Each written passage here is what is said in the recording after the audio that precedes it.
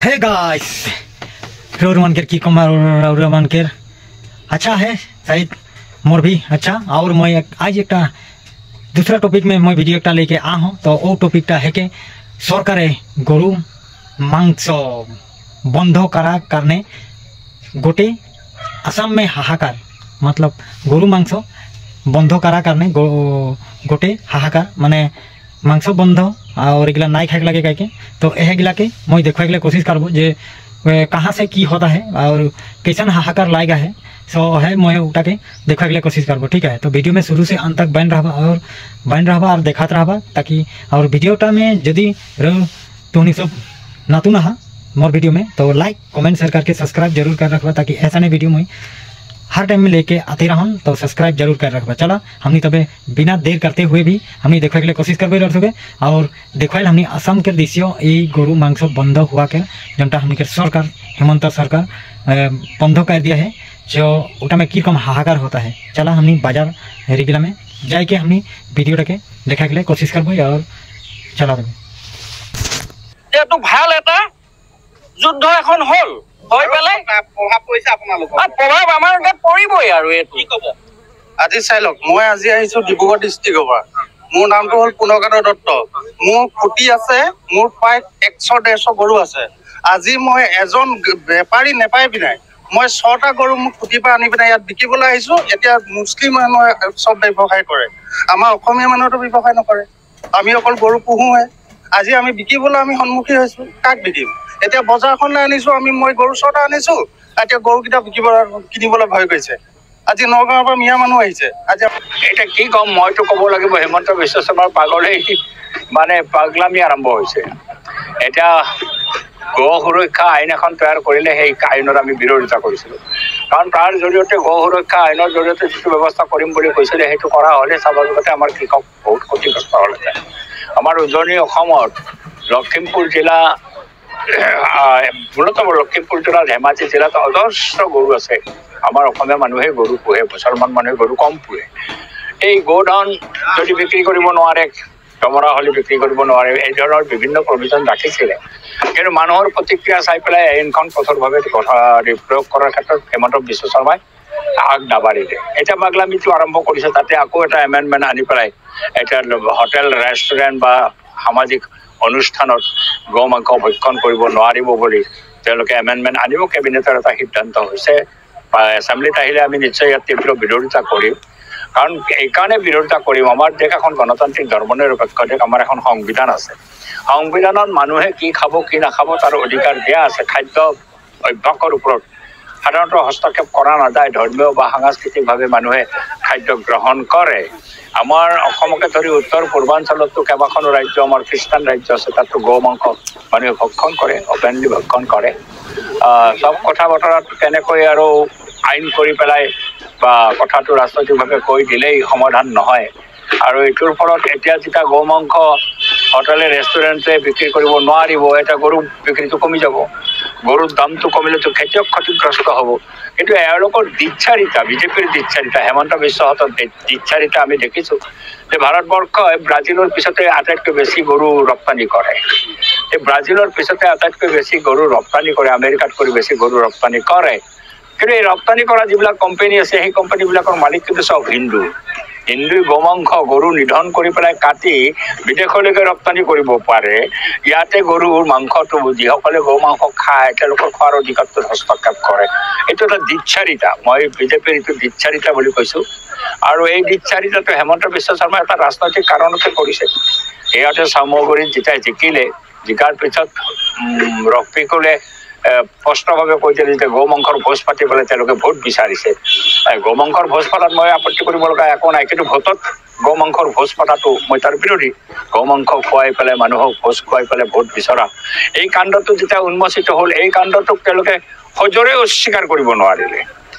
নাই আমি কৰা নাই বুলি কায়দা কৰি এৰাই গৈছে, কিন্তু সজোৰে উচ্চাৰিত কৰিব নোৱাৰিলে। যদি সজোৰে কৰিব পাৰিলে তেন্তে ৰফিকুল হুছেইনৰ ওপৰত তেওঁলোকে কেছ কৰিব লাগিছিল, তুমি কেলে কৈছা বিজেপিয়ে গো মাংস খুৱাই ভোট বিচাৰিছে বুলি। কেছটো কৰা নাই।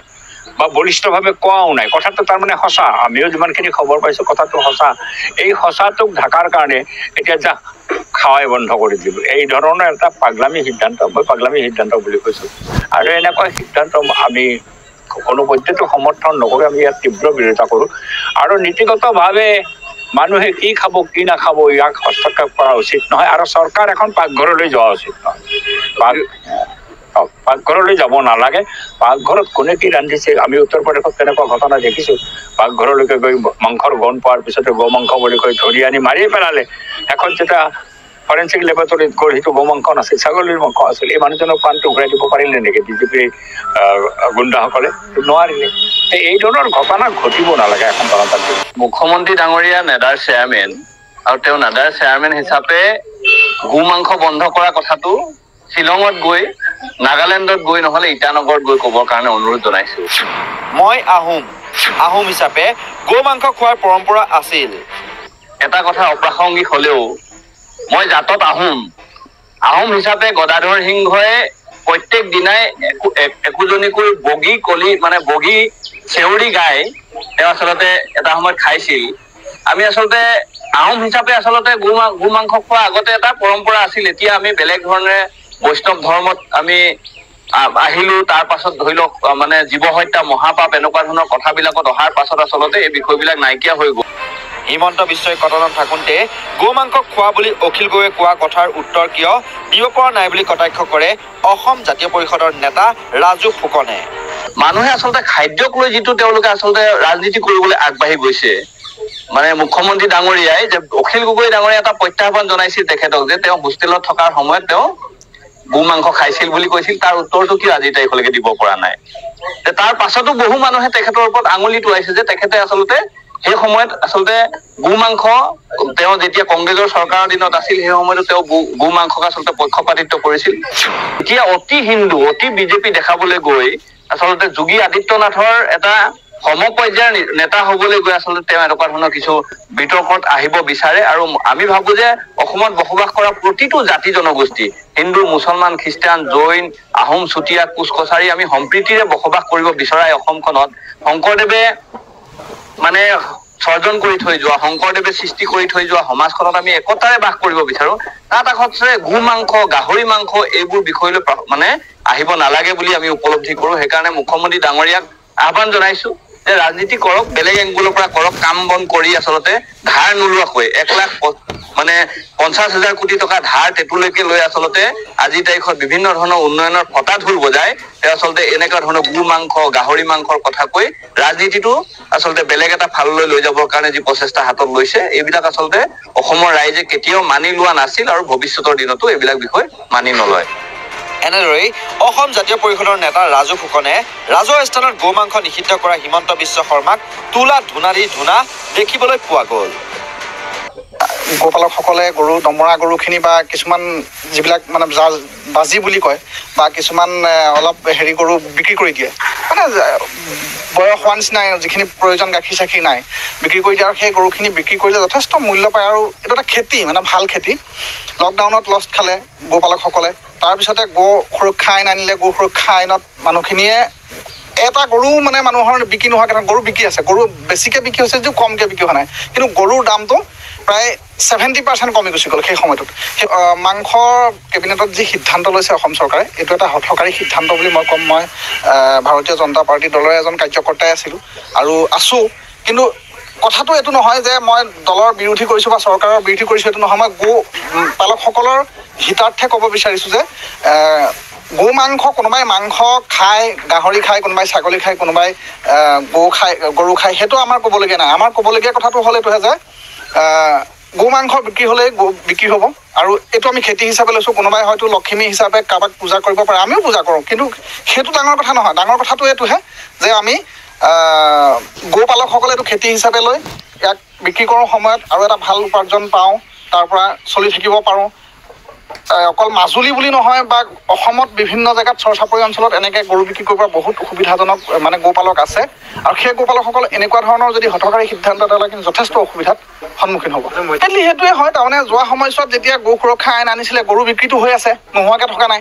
আৰু এতিয়াও সেই তেনেকুৱা ধৰণৰ এটা চাগে ব্যৱস্থাই হ'ব। নহ'লেতো অন্যটো কি কথাটো আছে আৰু যদি বেন কৰে একেবাৰে গৰুপালকসকলক এটা বেলেগ এভাগে চিকট কৰি লওক যে গৰু আৰু পুহিব নালাগে যিকেইজনী গৰু পোহে গাখীৰৰ কাৰণে পোহক আৰু গৰু পুহিব নালাগে আপোনালোকৰ গৰুৰ বিনিময় দি লওক কাৰণ টাকৰ টুকৰ গৰু নাই বহুত গৰু আছে যথেষ্ট চৰ চাপৰিত বহুত গৰু আছে বাৰিষা হ'লে গৰুৰ হিচাপটো গম পোৱা যায় বাৰিষা যেতিয়া পানী হয় তেতিয়া গম পোৱা যায় এনেই মানুহৰ গৰুৰ হিচাপ গম পোৱা নাযায় এতিয়া দেখা গৈছে তেওঁ কৈছে যে চেউৰী গৰুখিনি এতিয়া গাখীৰৰ এটা সময়ততো আমাৰ ভেলু নাইকিয়া হৈ গুচি যায় গাখীৰৰ মিঠাই নিকিনা হয় মানুহে গতিকে গাখীৰখিনি প্ৰিজাৰ্ভ কৰিব কেনেকৈ সেইটো মূল কথা প্ৰিজাৰ্ভ কৰিব লাগিব প্ৰিজাৰ্ভ কৰিলেহে গাখীৰখিনি মূল্য হ'ব আৰু প্ৰিজাৰ্ভ কৰিবলৈ অপশ্যনেই নাই গোপালকসকলক সিমানখিনি হেৰি কৰি দিয়াই নাই মানে প্ৰশিক্ষণ দিয়াই নাই প্ৰশিক্ষণ দিব লাগিব সেই ব্যৱস্থাটোলৈ নিবলৈ দীৰ্ঘ প্ৰচেছ অন্ততঃ 10 বছৰ লাগিব এতিয়াৰ পৰা আৰম্ভ কৰিলে আৰু 10 বছৰৰ পিছত পাৰিব এতিয়া নহয় কিন্তু এই 10 বছৰৰ মানুহখিনি কি কৰিব এতিয়া ৰাজনীতিকৰণৰ কথা বুলি মই নকওঁ তাৰমানে যদি অসম চৰকাৰৰ কেবিনেটত এইটো সিদ্ধান্ত হৈছে এইটো এটা ভুল সিদ্ধান্ত বুলি মই মোৰ ফালৰ পৰা ক'ম মই নিজে এজন গৌপালক মই নিজে এজন অন্যান্য খেতিয়কো কিন্তু আগৰ যিটো গৰু সুৰক্ষা আইন আনিছিলে সেই গৰু সুৰক্ষা আইনতো মানে গৰু বিক্ৰী হৈ আছিল মাত্ৰ গৌপালকসকলৰ মাধমাৰটো হৈছিল 70% গৰুৰ দাম কমি গৈছিল যিটো সময়ত গৰু এসপ্তাহত 52 লাখৰ পৰা 55 লাখ মাজুলীত এসপ্তাহত মানে সোমাইছিল পইচা সেই সময়টোত মাত্ৰ 20 লাখ বা 23 লাখ টকাহে সোমাইছিল এটা সপ্তাহত লাগিব নে কি বুলি ক'ব লাগিব মই নাজানো 2 মাহ 3 মাহ নাজানো কিন্তু এটা কথা ঠিক যে যি সিদ্ধান্তই নলওক কৃষকক কেতিয়াও মানে মাৰিব নালাগে কৃষকক ইণ্ডিপেণ্ডেণ্ট কৰি দিব লাগে কৃষকৰ নিজৰ ইচ্ছামতে যিকোনো কাম কৰিব পৰা হ'ব লাগে যি গৌপালকসকলক কৃষক বুলি ভবা নাই তেতিয়া সেইটো বেলেগ কথা আজি কিছুদিন পূৰ্বলৈকে অগৰু খেতিটো ফৰেষ্ট আছিলে এতিয়া কৃষক কৰি পেলালে সেইটো খেতি কৰি পেলালে গৰুটো আমি খেতি বুলিয়ে ধৰি আছোঁ আজি নহয় আজি যুগ যুগ ধৰি খেতি হিচাপে কৰি আছোঁ তাক আৰু আমাৰ গৰু এটা দুটা গৰু নহয় এনেই আমি গৰু এহাল হাল বাবলৈ বা গৰু এজনী গাখীৰ খীৰাবলৈ বা জাৰ্চি এজনী এনে আমি এইটো ছিষ্টেমত আমি আচলতে দুগ্ধপাম সমবায় সমিতি হিচাপে বা দুগ্ধপাম হিচাপে আমি নাই লোৱা আমি গৰু পালন কৰিছোঁ গৰুটো মাংস হিচাপেও আমাৰ বিক্ৰী হৈ আছে আৰু তাৰ পৰা আমি যথেষ্ট ল'ৰা ছোৱালীকে ধৰি ঘৰ দুৱাৰকে ধৰি বনোৱাৰ ক্ষেত্ৰত বা অন্যান্য বিভিন্ন সময় ফাইনেন্সিয়েলি যথেষ্ট ছাপোৰ্ট পাওঁ এনেকুৱা হ'ব আমাৰ কাৰণ গৰু পুহিও এতিয়া লাভ নাইকিয়া হৈছে আৰু আমাৰ যিটো মানে বিকিবলগীয়া গৰু সেইবোৰো বিকিব নোৱাৰা হৈ গৈছে আৰু বুঢ়ী হৈ মৰি গৈছে পুহি আমাৰ কি লাভটো আছেনো সেইটো কাৰণে এইটো বন্ধ কৰিব নালাগিছিলে আমাৰ তৰফৰ পৰা মানে গৰু বিকিব আমি এইটোকে মানে পুহি পিনে আমি খাই আছোঁ খেতিয়ক মানুহ সিফালে আমি এইটো পইচা পাম বুলিহে আমি পুহিছিলোঁ কিন্তু এতিয়া বন্ধ কৰিলে যেতিয়া আমাৰতো কি হেৰিটো আছেনো ইনকাম চিনকাম একোৱেই নাই গাখীৰ সিফালে কম হৈ গৈছে এতিয়া মানে বৰ্তমান গাখীৰো কম আৰু গৰু বেচিব নোৱাৰোঁ দমৰা বেচিবলৈও আৰু কিবা এটা সন্মুখীন হ'লেতো আমি বিকি পিনেহে কিবা এটা চল্ভ কৰিব পাৰিম সেইবোৰৰ কাৰণে বন্ধ কৰিব নালাগে বুলি আমি হেৰি কৰিছোঁ ইয়াত বহু গৰু আচলতে মাংস হিচাপে খাদ্য তথা ইছলাম ধৰ্মীয় লোকসকলে খাদ্য হিচাপে গ্ৰহণ কৰিবলৈও ইয়াৰ পৰা গৰুক ক্ৰয় কৰি নিয়ে কিন্তু বৰ্তমান গো মাংস নিষিদ্ধ কৰাৰ লগে লগে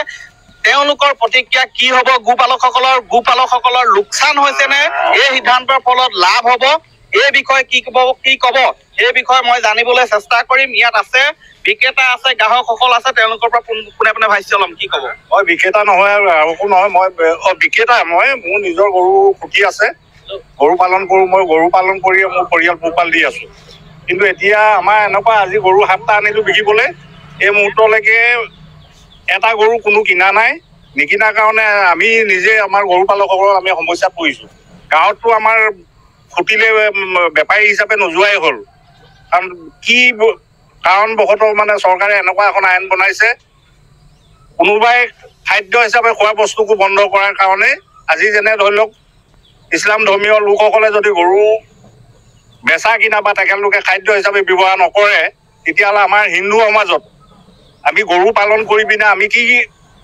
কৰি আমি পৰিয়াল পোহপাল দিম সুধিব নালাগে এইবোৰ আচলতে হিন্দু নে মুছলমান তথাপিতো সুধিছে আপুনি হিন্দু নে মুছলমান মই হিন্দু এজন হিন্দু ল'ৰা মোৰ নাম বুদ্ধেশ্বৰ বৰা পাণ্ডি মৌজাত মোৰ ঘৰ মোৰ গৰু আছে কি সমস্যা হৈছে আমাৰ এতিয়া গৰু বিক্ৰী নহয় গৰু বিক্ৰী নোহোৱাটো আমাৰ সমস্যা হৈছে গোটেই আমাৰ অঞ্চলত সৰহ সংখ্যক আমাৰ হিন্দু মানুহে এজন মুছলিম মানুহ নাই আমাৰ মৌজাটোত।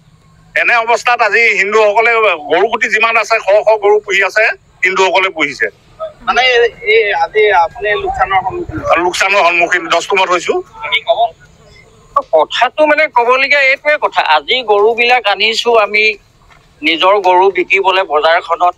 আজি ইয়াত বিভিন্ন জেগাৰ পৰা বেপাৰী আহে, বেপাৰীয়ে আজি গৰুবিলাক নাই কিনা, আৰু নিকিনিলে আমি আকৌ ঘৰলৈ ঘূৰাই নিম। খুটিত আমি গৰুখিনি আকৌ খুটিত থ'বগৈ লাগিব।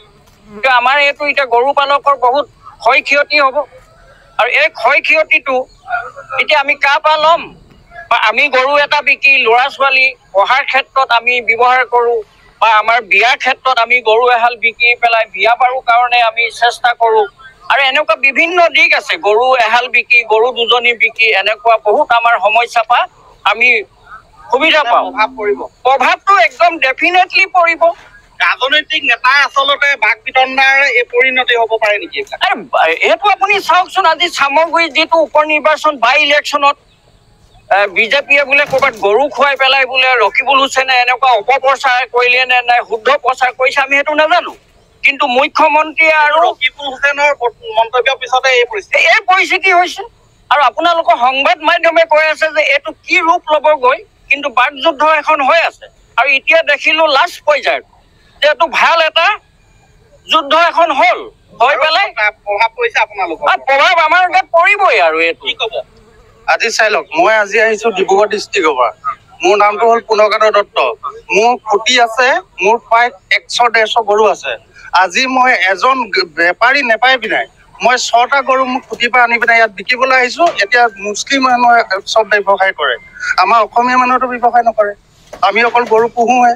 আজি আমি বিকিবলৈ আমি সন্মুখীন হৈছো, কাক বিকিম? এতিয়া বজাৰখনলৈ আনিছো মই গৰু 6টা আনিছো, এতিয়া গৰুকেইটা কিনিবলৈ ভয় কৰিছে। আজি নগাঁৱৰ পৰা মিয়া মানুহ আহিছে, আজি আমাৰ গৰুকেইটা কিনিবলৈ ভয় কৰিছে। হয়, এই ধৰণৰ পৰিস্থিতি মই পুনৰ দেখুৱাইছো। এইখন হৈছে এখন বহুত পুৰণি গৰু বজাৰ, ৰাজমাৰী গৰু বজাৰ। আৰু এই গৰু বজাৰত বৰ্তমান গো পালকৰ মাজত লাগিছে হাহাকাৰ। মই দেখুৱাইছো এই পৰিৱেশ। ইয়াত গৰু শ শ গৰু ইয়াত আচলতে